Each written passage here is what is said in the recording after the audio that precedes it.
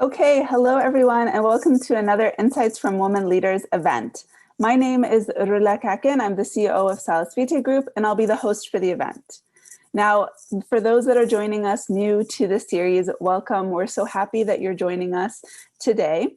And of course, those that have returned from previous events, we're so excited to have you join us again. Today's session is one I'm particularly excited about, but all of them have been wonderful. Now, a little background on the Insights from Women Leaders event or series. We launched the series in October of 2020 as a platform to hear from women leaders with varied backgrounds and perspectives on the topics of leadership, addressing current and future challenges, what skills we need moving forward, and how their experiences have shaped their outlook. The goal is to learn from women thought leaders and decision makers, to empower current and future leaders, both men and women, to positively impact their organizations and communities. Now, diversity of thought, experiences, industries, education, and training is important to us, as it highlights the mosaic of perspectives that are represented in different settings that help drive decision-making and positive change. Now, our guests have included leaders from various prestigious and reputable institutions across the globe. Their backgrounds are diverse, their accomplishments many, and the insights and perspectives they provided have been extremely valuable. I encourage everyone to check out the recordings of all of our previous guest leaders if you haven't already done so. They're all available on our website. Now, over the course of an hour, we ask our guest leaders a number of questions. I will start first, and then we actually open it up to the audience questions. So please submit any questions that you have in the Q&A box. We also encourage you, both during and after the event, to post any key takeaways that you have from the event in the Q&A box or on various social media platforms. And you're welcome to tag us at Salus Vitae Group so that we can see how you benefited from the various insights and experiences of our distinguished guests. Now, this session is recorded and it will be available for replay after the event. Now let's go ahead and get started. Today, I'm pleased to introduce and welcome our guest leader, Dr. Samantha Bastow. Dr. Bastow received her BS in Biomedical Sciences from the University of South Florida and her PharmD from Palm Beach Atlantic University College of Pharmacy. She completed 2 years of postgraduate training and specialized in emergency medicine pharmacy at Boston Medical Center. While serving as an emergency medicine pharmaceutical care specialist at Sarasota Memorial Hospital, her interest in leadership and health administration grew. The next step in her career was at the University of Chicago Medical Center. That's where I met Samantha, where she started as the clinical pharmacy manager for emergency medicine, critical care and surgery, and later expanded her role to the director of clinical pharmacy services, which included oversight of all clinical pharmacy programs across the adult and pediatric hospitals. In this role, Samantha also served as the chair of the Drug Shortage Management Task Force, the PGY2 Emergency Medicine Residency Program Director, and focused on support of initiatives aimed to drive more value in the pharmaceutical care provided. Now, to continue her work on a more global scale, she took a position at a startup product with a goal of supporting health systems across the US to reduce cost of care, care of variability, and improve patient outcomes. During that experience, Samantha also received her MBA from the University of Illinois with a focus in data analytics. Her current position is Senior Manager of Medical Affairs at Becton Dickinson, or BD, where she can combine her greatest professional passions, healthcare, business strategy, and innovation. Now, welcome, Samantha. We're so happy that you're with us today. Thank you so much, Rola. And it's really humbling to be here. It's an honor to be here with you and then all of the other amazing women who have spoken during this series. So thank you. Of course, we're so happy that you're with us. Okay, so let's start this conversation. Now, we ask all of our guest leaders very similar questions, and we always start out with the same first question. After going through your bio and all of the different experiences that you've had, and you're still hopefully many more exciting initiatives into the future as well. But looking back, did you expect to be where you are today? I would say a little bit of yes and a little bit of no. So I say yes because I think since I was very young, I always saw myself being in healthcare. While I was younger, in my childhood, I had some health issues, and I just remember how vulnerable I felt at that period of time in my life. And I had incredible physicians who cared for me. some that maybe, I didn't love being cared for as much, but there were some just really great physicians that I remember not only comforted me in a time of vulnerability, but also really just changed the outcomes for me because they were so brilliant, so caring, just really, intelligent providers. And I remember thinking, how I felt at that time and thinking how amazing would it be when I grow up to be in healthcare, to be a doctor, to be able to help somebody in their most vulnerable time, to have hope, to make their life better. And so from a very young age, I always wanted that. So from that perspective, I did see myself being in healthcare. However, I did not see myself being in the position that I am today. And I say that because when I was younger, I saw myself becoming a doctor and, taking care of patients, working, in a patient room or a hospital. And, after pharmacy school, and that was the path I decided to take. Instead of going for my MD, I had an amazing opportunity to work in a pharmacy department. And, as I was going through undergrad, and I just absolutely loved it. I was fascinated by the practice of pharmacy. I was fascinated by the path that it was taking, where clinical pharmacy was really starting to pick up. There was, residency programs that were coming to be. And so I changed a little bit of my path and turned down the pharmacy path. After, going through school and then, kind of figuring out what I wanted to do after that, I thought, residency was really the right path because I loved the clinical practice. I loved that direct patient care. I liked the challenge and the complexities of being in the health system and working with high acuity patients. And so that's really where my career took me over, about 10 years, was working within the walls of a hospital. If you would have told me 2 years ago that I would have left the walls of a hospital in my career, I would have thought you were crazy. And now it's just, I feel like, I was talking to a colleague at BD the other day, and he said, he was a provider as well. He was a physician, and now he has moved into the industry space. And he said, there's something that happens where when you make that change, you almost feel like, you've burnt that dock, the ship has sailed, and this is where you plant your flag. And I can completely relate to that because now I can't imagine not doing what I do today. And why I say that is because I just thought I'd always operate within the walls of a hospital, being one-on-one with a patient, talking about kind of the things that I thought about when I was younger and having that impact on that one patient. But now I get really excited every day about the idea of doing work that's going to impact patients globally, with making one decision or having one conversation that can really not just affect one patient, but affect all patients everywhere. And so no, I didn't see myself being in that role today, but I'm really glad that that's kind of the trajectory of now this new path that I'm on. That's wonderful. So then that means as you're thinking then towards the future, because like you said, if you asked Samantha 2 years ago about what position she'd be in now, when you now look towards the future, how do you think about the future? What do you want? What do you want in your future? What do you want kind of your legacy to be as you're kind of thinking through that?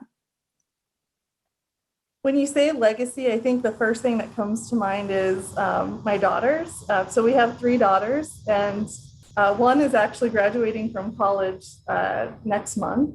And we have 2 young ones, two kids under 2. But regardless, with those our 3 daughters, I really think about my legacy in that way, in that it's important to me what I pass on to them. And what I really hope to pass on to them by leading as an example is how to, well, I guess a couple of things. One, how to dream big, and also how to empower other women to dream big and to reach their full potential. And why I say dream big is because I feel like when we're younger, we're taught you could be anything you want to be, you can do anything you want to do, the sky's the limit, and we do really dream big. We're like, we want to be an astronaut, we want to, do this and that. And then somewhere along the lines, as we grow up, through our teenage years, we hear a lot of, you need to be realistic, you need to be practical, you need to make a decent living, you need to support your family. And so somehow we start to diminish that idea of dream big, be anything you want to be. And we start to have this voice in the back of our head that says, be practical, is that realistic? And I don't know if it's confidence that diminishes or just our mindset, but I really want to instill in our children and in all of the people around me is to continue that childlike, mindset of I want to dream big. Let me think of what I can be, the biggest dream that I have, what excites me, what energizes me, and let me go after that. Of course, along the way, we might need to take a position or two that perhaps isn't the most exciting. There's a little practical part of it, but I never want that part to go away. And, as I work with pharmacy learners, students, and residents, we have an opportunity, with our children, but also with those that maybe we have an opportunity to influence through our positions and our roles to also instill that mindset and make sure that we're not diminishing that thought. And the second part that I was mentioning earlier is just being able to empower other women. Again, as we grow up, for some reason, there's competition among women. I'm very competitive. I've been an athlete my whole life. So don't get me wrong, I'm definitely competitive. But I would say my competition is normally with myself.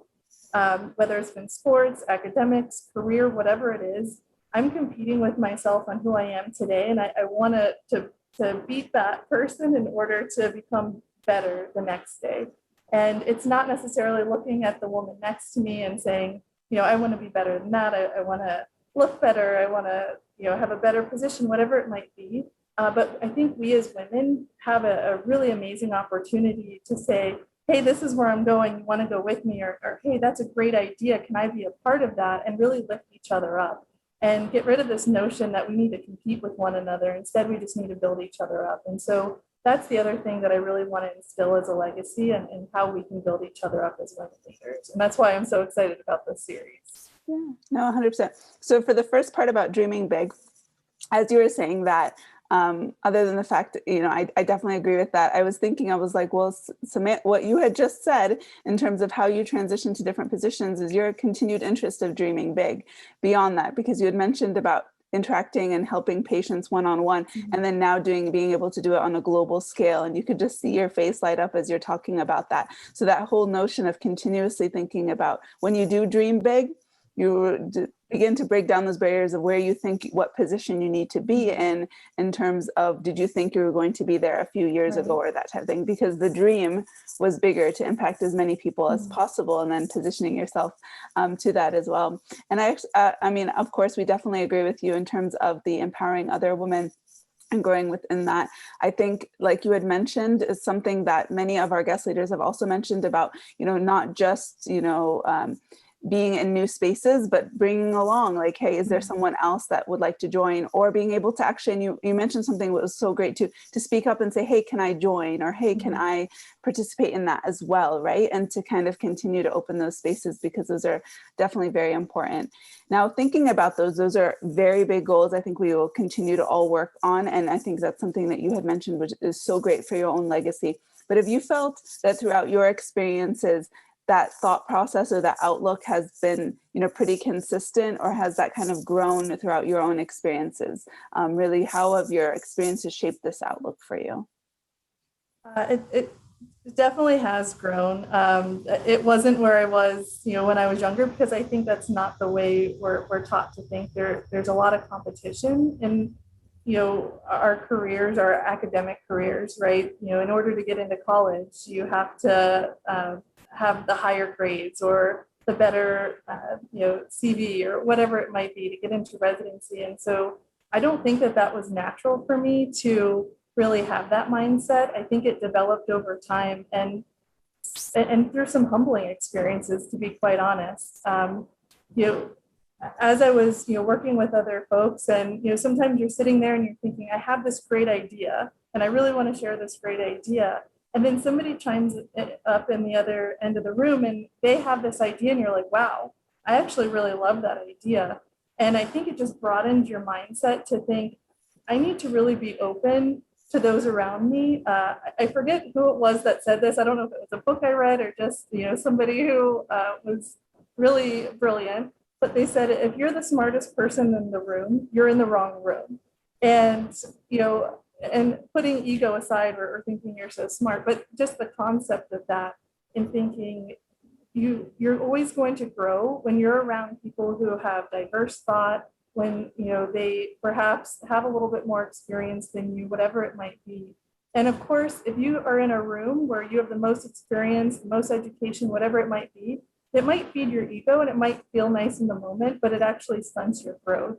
And so I think there's been some humbling experiences that I've had where I remember sitting in the room and thinking, yeah, I definitely didn't have the best idea there, but it got me really excited and thinking, I really want to talk to that person and learn more about, the thoughts that they have. And maybe I should have more conversations with people over a cup of coffee just to pick people's brains. And that's where that growth really came from. And where I get excited about thinking bigger because I've been around people, fortunately, that, think big. And I get excited, and feed off of that growth mindset.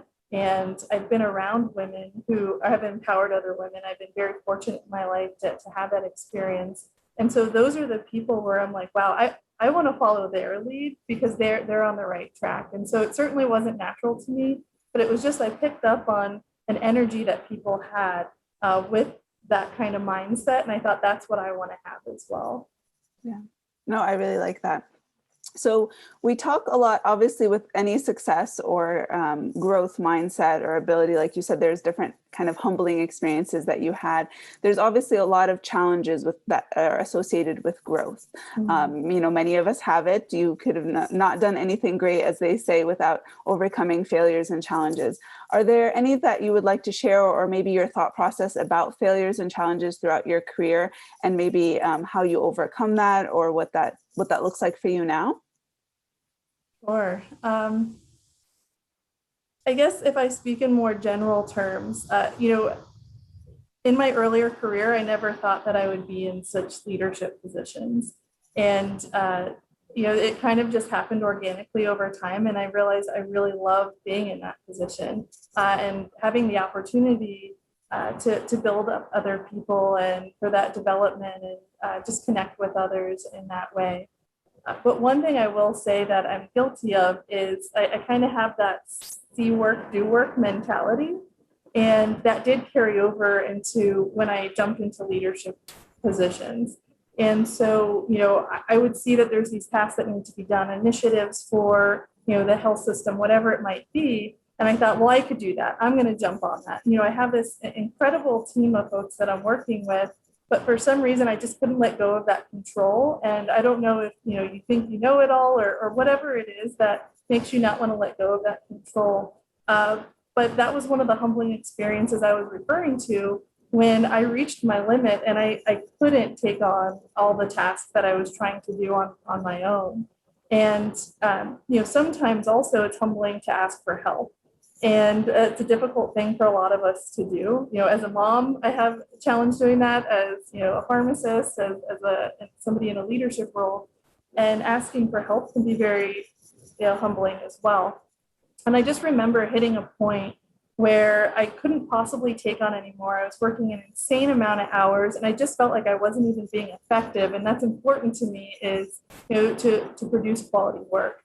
And so I was talking to a mentor and just, telling them like, I don't know how I could possibly do this.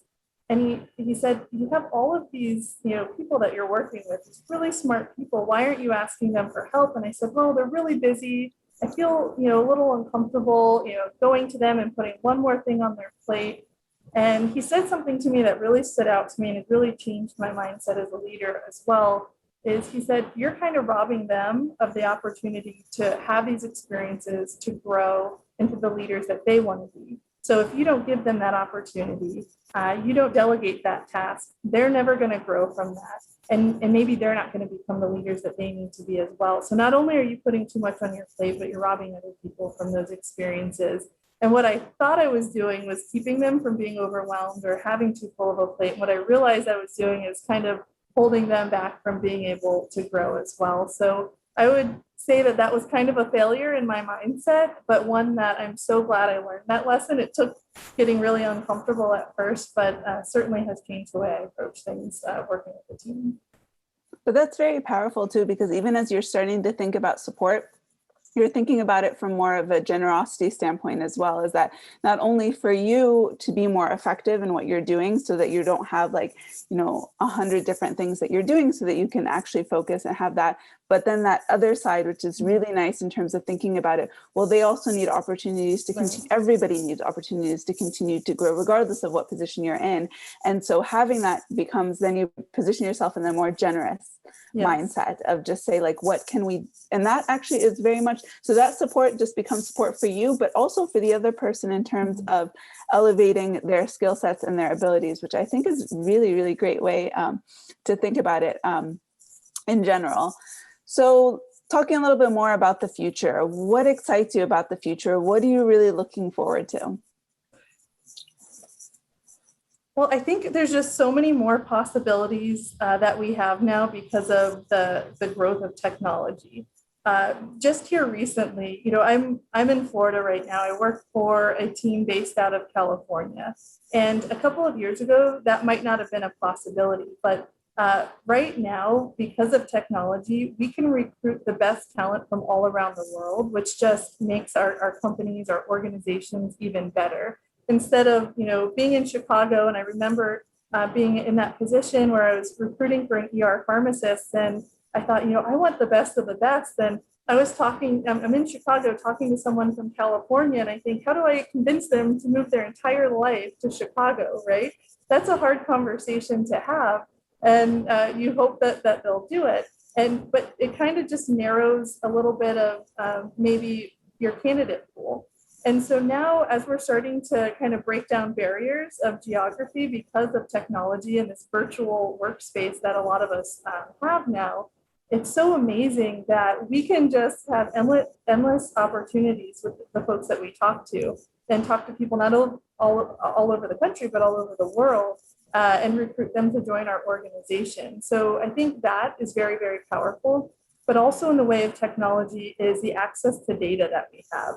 And that's growing so quickly. And when I think about how complex patient care has become, the complexity of disease states, also definitely as a pharmacist, the complexity of therapies, right? These targeted therapies and genetic therapies and all of this that is emerging, it's difficult as a provider to really be able to make these informed decisions. And so now, as we have this complexity growing, and sometimes the acuity of patients also getting more severe, we also have this emergence of data that's at our fingertips. And if we really put that together in the right way, it can help us make these informed decisions much quicker. And if we're sharing that data, I think that's what excites me, is we have so much power at our fingertips. If we can look at patient outcomes, and we can look at therapy recommendations, and we can, you know, look at all of these different things, but it's all this data that's emerging. And I think that's super exciting, and it's going to help us to be better practitioners overall. Yeah, 100%. And because we're merging the two in terms of the power of the actual workforce that we have that can be anywhere, and to have those interesting conversations like you had mentioned earlier too, when you were talking about how that actually energizes you and talking to other people to get the ideas to incorporate, but then being able to now merge that with the capabilities of the data that we have and everything that we can do. So you're getting like the best of both worlds, right? Yes. You're continuously advancing what data you have out there, but you're using the best of minds and conversations and everything in the various different rooms. But yeah, that is definitely very exciting. So as we're thinking about the future in general, we talk a lot about in the series about different skills or tools that we need to either maybe do as individuals or organizations as we start thinking about how we address our current or future challenges. What suggestions do you have, or what do you think about what we need moving forward? You know, actually, it's kind of along the lines of what we were just talking about on how I think we need to take things a step forward. And so, you know, I think about when I was working in the hospital space or the health system space, we would have a formulary discussion around a medication. Should we bring that medication to our hospital in order to treat patients? And, you know, we would look at efficacy, we would look at safety, and then of course we would look at that other component, which is, can we afford to bring this medication to the hospital? And we would say yes to all three of those and say, okay, great, we're going to be able to treat patients who are hospitalized with this medication. This is great. But then a patient would leave our hospital, and once they're discharged, they would need to be continued on that therapy. And perhaps their insurance company wouldn't cover that medication. And so all of a sudden, What we thought was such a great idea to start this treatment for a patient, it might not matter how brilliant that idea is if they can't access the medication. And I mention that because I think that's the one thing we really need to do. As I was talking about data and I was talking about technology and all of this, we have a unique opportunity now to really strengthen the collaboration with all of the entities in healthcare, with the health systems, with the payers, with the manufacturers, all of this, where we could come to the table and think about the patient from a holistic view. How are we going to treat them in the hospital? How are we going to treat them, in the outpatient setting? And what are really the needs of the medication and gaps in therapy right now? And if we're all having the same conversation together, then the patient's going to win. Unfortunately, and I think we kind of, I guess the silver lining of this pandemic is it's forced a lot of collaboration that maybe didn't exist previously. And I hope that continues, not that the pandemic continues, but that collaboration continues, of course. But I really think about how we need to not operate in these silos like we have been in order to really help medication access for patients, to really drive better outcomes. And that's the one thing that I really hope that we get in kind of winning together as healthcare industry in general, instead of working in those silos. Yeah, I really like that, because oftentimes we talk a lot about kind of self-evaluating.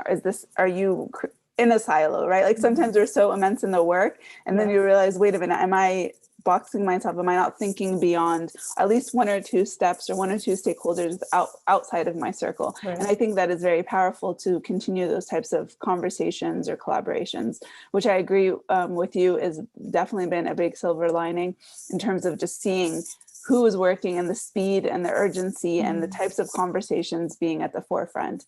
So for sure. Now let's move a little bit more to the present.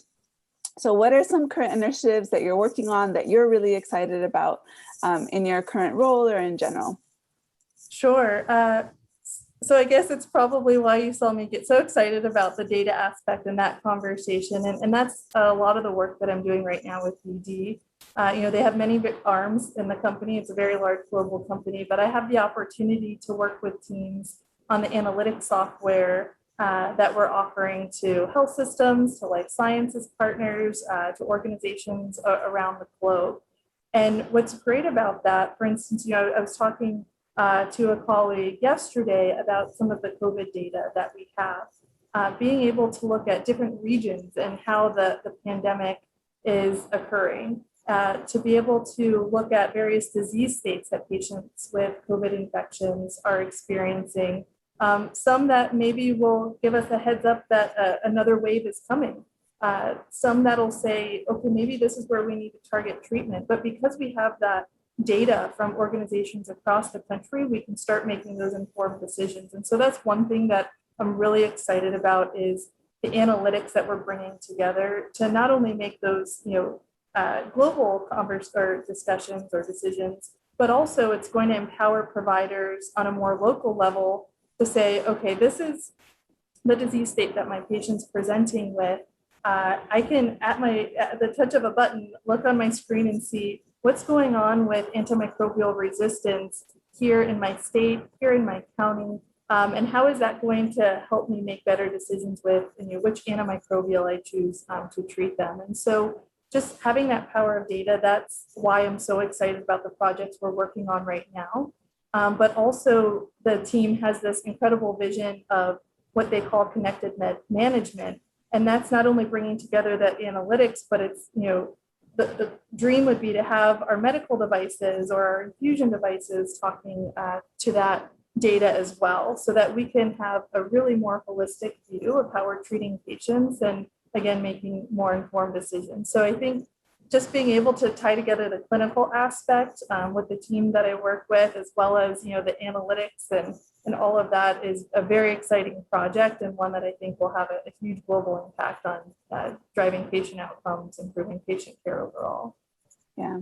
I definitely agree that any ability to improve decision making in general, and definitely with the use of data and predictive analytics or understanding, I think the more information we have that is best tailored to how we can use it, right? Because we know that there's so much data out there, but being able to, like you said, even with a touch of a button or having access to that to understand the various dynamics will drastically improve decision making, which I think is something many of us think about as we're looking to improve outcomes, right? Because that's a big driver for and with across all these various different stakeholders, like you mentioned.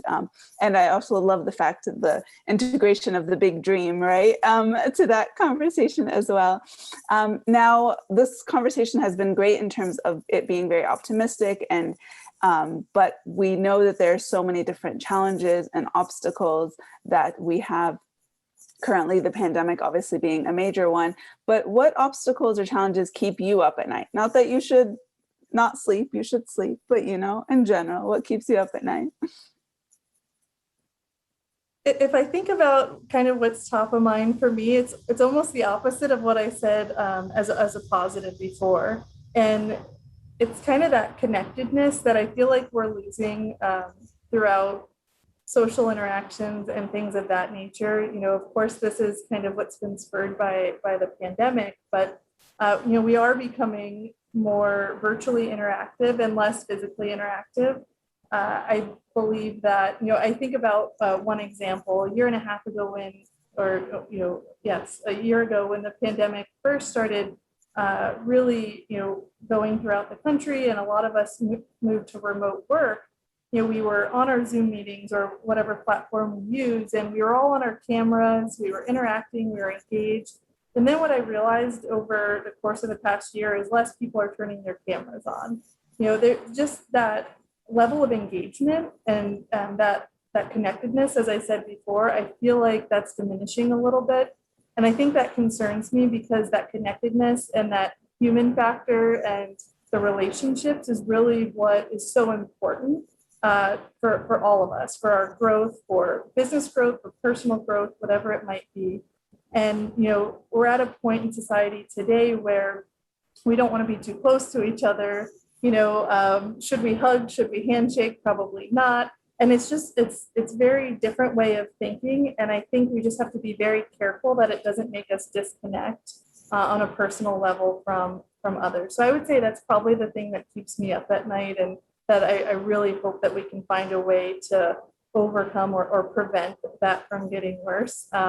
So, you know, things as little as us reminding like, hey guys, can we turn our cameras on just so we could see each other's faces? I think that that's huge. You know, I was on a meeting this week with one of my colleagues, and, you know, she jumped up on the camera because she saw I was on the camera. And she goes, okay, well, I'll turn my camera on, but I just want to let you know I'm in my gym clothes because I just came from the gym. And I actually loved that she had just come from the gym. I loved that she was being so real. Because I actually feel like this virtual world that we're collaborating in right now, it is allowing us to be more personal with one another if we allow it to, if we turn our cameras on. Because when we used to work together in the office, you leave home and nobody knows what your home's like. Nobody really knows you too well outside of work. They just see the persona that you have at work.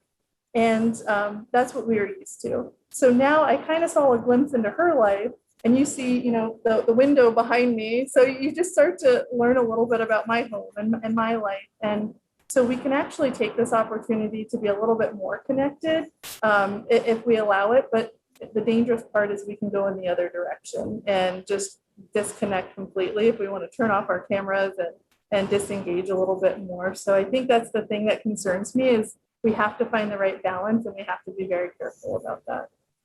Yeah, I like that, because I mean, the human factor, I think regardless, but before the pandemic, especially in healthcare, is a major driver for what we do, right? We're constantly thinking about that element. And like you had mentioned, now that we still have to think about it, but it just looks different. And the fact that it looks different, we have to be more intentional about it and understanding, is it diminishing or not? And then how does that integrate? Because like you mentioned too, it does impact both your personal and professional life in terms of how we're starting to even think about things. Because there's so many of the human factor elements as we're designing initiatives, as we're designing projects or services, also factor in there. So I think that that is very powerful. And to that note too, I mean, the pandemic, we literally have entered people's homes, right? Yes. We're all now, before it was a very different scenario. So for that. So let's talk a little bit about success.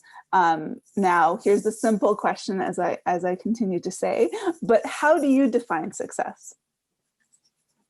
That's a big question. So I guess when I think about success, I think about it a short-term success and long-term success a little differently. And earlier you had asked about, failures that kind of shift your mindset. And I think that's one thing that has definitely shifted for me. A lot of us, and I was always guilty of this, really think about the long-term success. What do I want to be when I grow up? After pregnancy, just to be transparent, I was like, okay, I need to drop X amount of pounds that I gained during pregnancy. And those are like these long-term goals.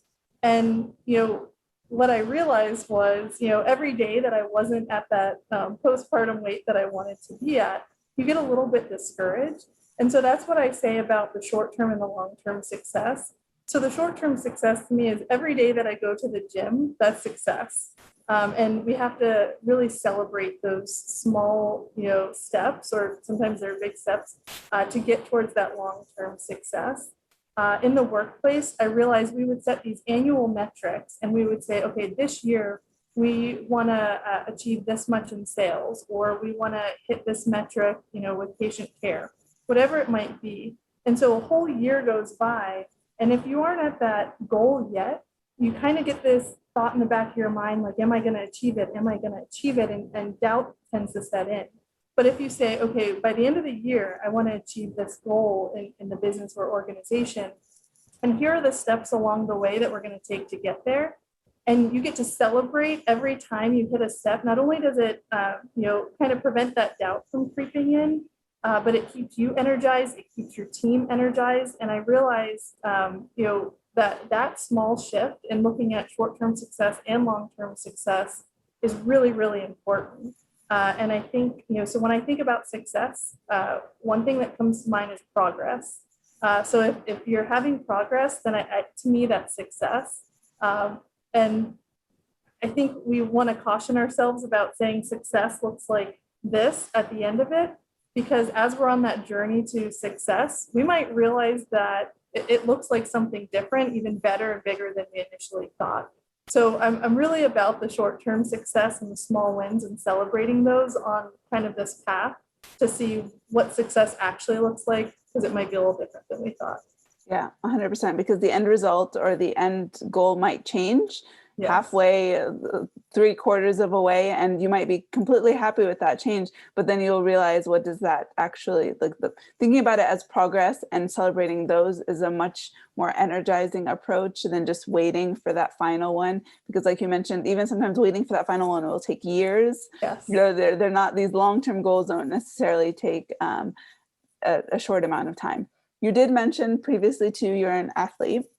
So as an athlete and as a professional, and maybe in your personal, when you think about success, do you think a lot about your environment for success? And if so, how do you create your own environment for success? Absolutely. I would say the number one thing I think about with environment is the people that we surround ourselves with. And I think that's probably why that was top of mind when I was talking about connectedness and some of the other things that we've talked about, during this discussion. Is, that's where you grow, is being around other people that have diverse thought, that, certainly being around those who think differently from you. And, that's something that I've learned along the way as well. I think we're very comfortable in kind of recruiting a team or, a task force, a committee, whatever it might be, where we think, oh, so-and-so, typically thinks like I do about this. I should have them on my team because we're always on the same page. We're always, really thinking the same way. And that's kind of scary. And I've learned actually the person who we don't seem to be on the same page, they always seem to be going in a different direction. That's probably the person I need to have on the committee with me or whatever it might be, because we're going to challenge each other. We'll either come to an agreement or a compromise on one idea or another, or even better, we're going to create something bigger and better than either of us alone thought of. But if we surround ourselves by like-minded people in the sense that we kind of have the same ideas, we have the same background, we've had the same experiences. Sometimes that can be a bit of a slippery slope and it can really stunt the growth of an organization. So when I think of environment, I think about being very intentional about the people that I surround myself with and and trying to go outside of my comfort zone and find folks that are going to challenge me instead of just support my thoughts. I think that's really important. Yeah, agreed. So let's talk a little bit about leadership. So this is a big topic, obviously, as part of the series. And we ask all of our guest leaders the question of how would you describe a leader? And I tell them they have to do it in max 2 sentences. So you said, a leader serves others with a genuine goal of helping them to discover and achieve their full potential. When the focus is building people, a successful organization will be the result. Can you elaborate on this and what has shaped your outlook on this? Absolutely. So, I think oftentimes when we're in a management role or a leadership role, there are certain company goals or organization goals where we say, we need to accomplish, X, Y, and Z. And so sometimes what we do, unfortunately, is we'll turn to our team and say, okay, you need to do X, you need to do Y, and you need to do Z. And, we're kind of in this just get to the results and all of that. But perhaps the person that I assigned X activity is not really energized or excited about that. And that might be the same for all of the assignments that we have. But instead, if we say, okay, we have X, Y, and Z to take care of, who in this room gets really excited about doing X? And kind of learning a little bit about them as an individual, what motivates them, what excites them, what their career goals are, and how these activities might really play into that development and help them to achieve those goals, I think is the most important part. And sometimes because, we're often so busy in our day-to-day work and we're just trying to get things accomplished, we kind of skip that step where we take a step back and say, not who can do this, who's competent in doing this. And sometimes we do that. Oh, so-and-so has done that really well in the past. Let's give them this task again. But instead saying, who's going to be energized by doing this?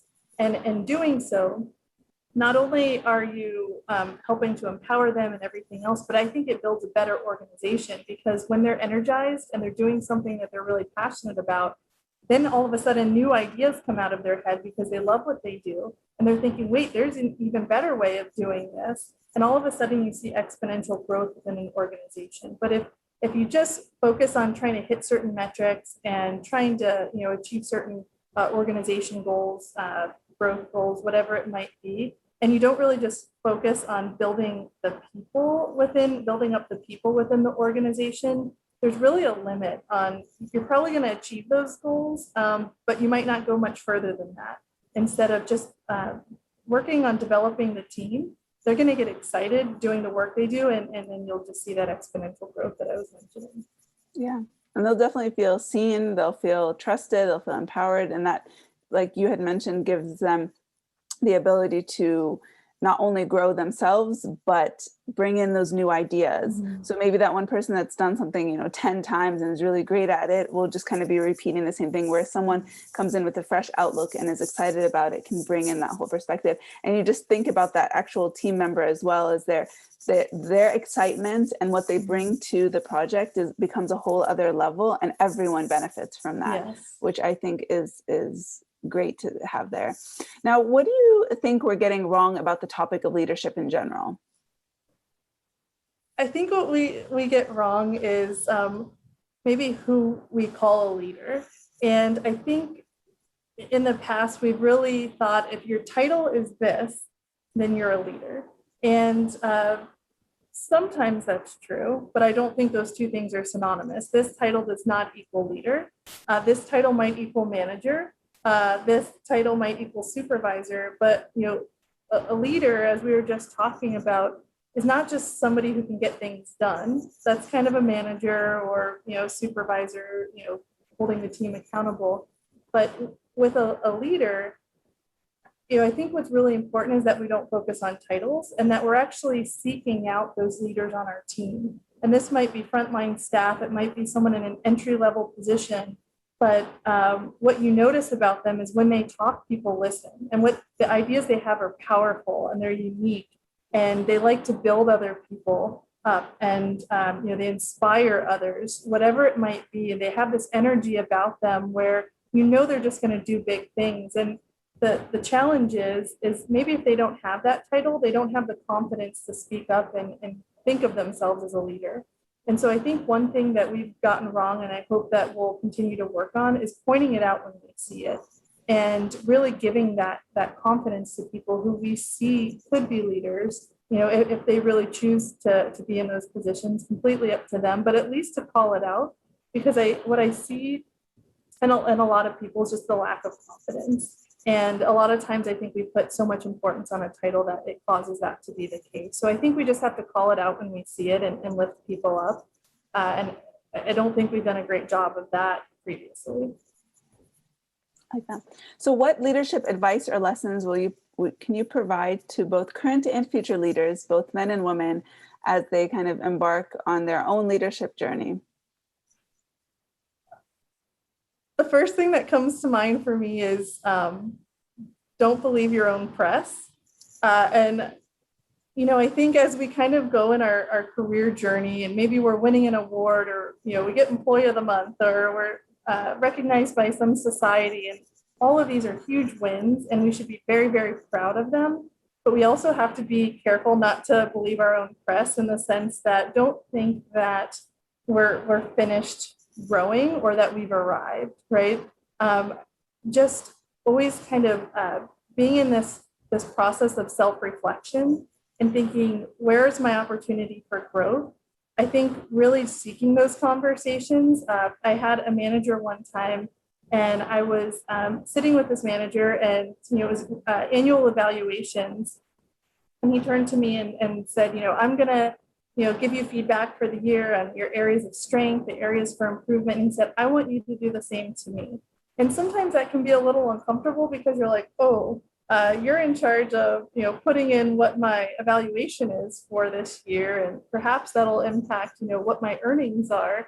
So that can be a little unsettling to tell your manager their strengths is great. That's easy, but maybe areas for improvement.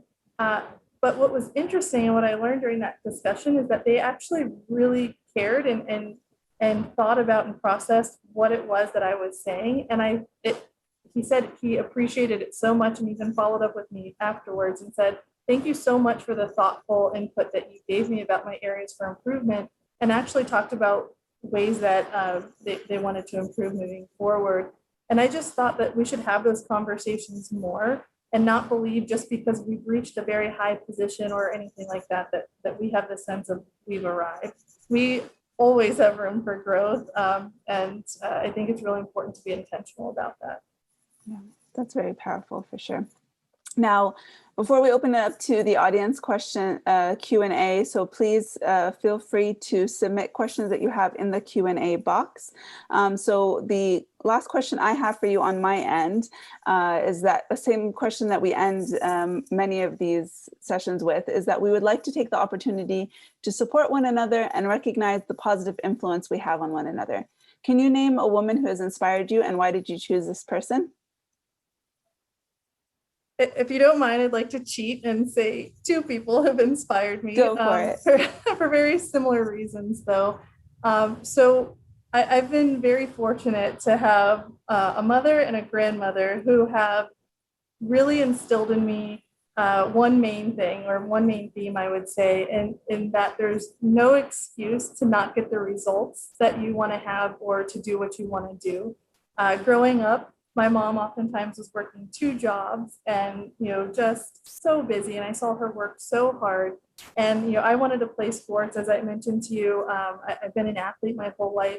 It would have been very easy for her to, either for financial reasons or just from not having time to get me to practice or, shuttle me around where I needed to go, for me not to be able to participate in that and really support my dream and my wishes there. But she made it happen. And that's just one small example of how she always made things happen, and showed me that anything is possible if you want to work for it. And there's really no excuse not to achieve things. And the very same thing with my grandmother, who I have so much respect for, has always taught me that the same exact thing. At an advanced age, she went back and got her degree. She's 90 years old right now. And I mentioned earlier, we have 2 kids under 2 years old. And she said to me a couple of weeks ago, she said, Sam, I think I'm going to join a gym because I want to be strong enough to be able to play with the grandkids and pick them up and help you and all of that. And it's just that mindset that they've instilled in me is that nothing's out of reach. Whatever you want, just go after it and make it happen. Don't think about your limitations, whether it's age, whether it's time, whether it's finances, it doesn't matter. And I've been very fortunate to always get that message from them. And, you know, my grandmother also has always been one to empower others. She has this amazing ability to do so and make you believe you could do anything. And, you know, I think when we very first started this conversation, we talked about legacy and all of that. That's the legacy that I would love to continue is making others feel empowered, just like I have felt my whole life. That's incredible. Okay, so I really like that. We also have a comment in the chat about so many wonderful ideas and suggestions today. Dr. Bastow is such an inspiration. Love that title does not equal leader. Seek the leaders on your team. I think that is very powerful. I really like that. See the leadership and call it out to lift each other up. And that's fantastic. So that is great. Now, there is a point too that you also made earlier about bringing in people with very different perspectives, different thought processes, but sometimes, you know, those types of, or those individuals maybe have polar opposite views. What communication strategies, or what do you suggest as you, especially for so many people that want to work with people with different views or perspectives, but is there a strategy that you do so that the communication style is easier, that there's an easier a way to work to achieve the goal that you want to achieve? From my experience, I felt, or what I found is finding common ground is really important. Sometimes conversations can really escalate when there's, you know, polar opposite opinions in a room.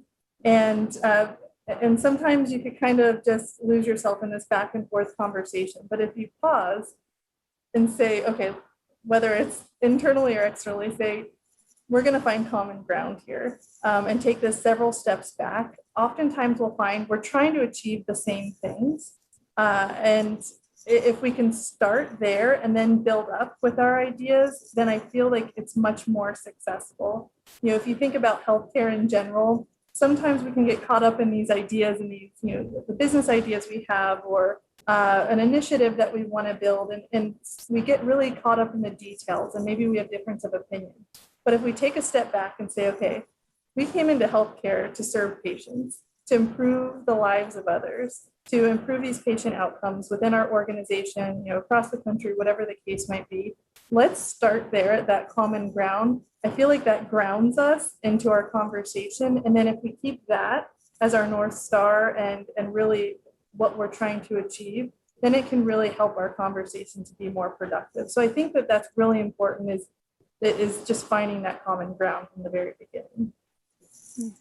So we have a question on what characteristics do you look for in a team member or colleagues?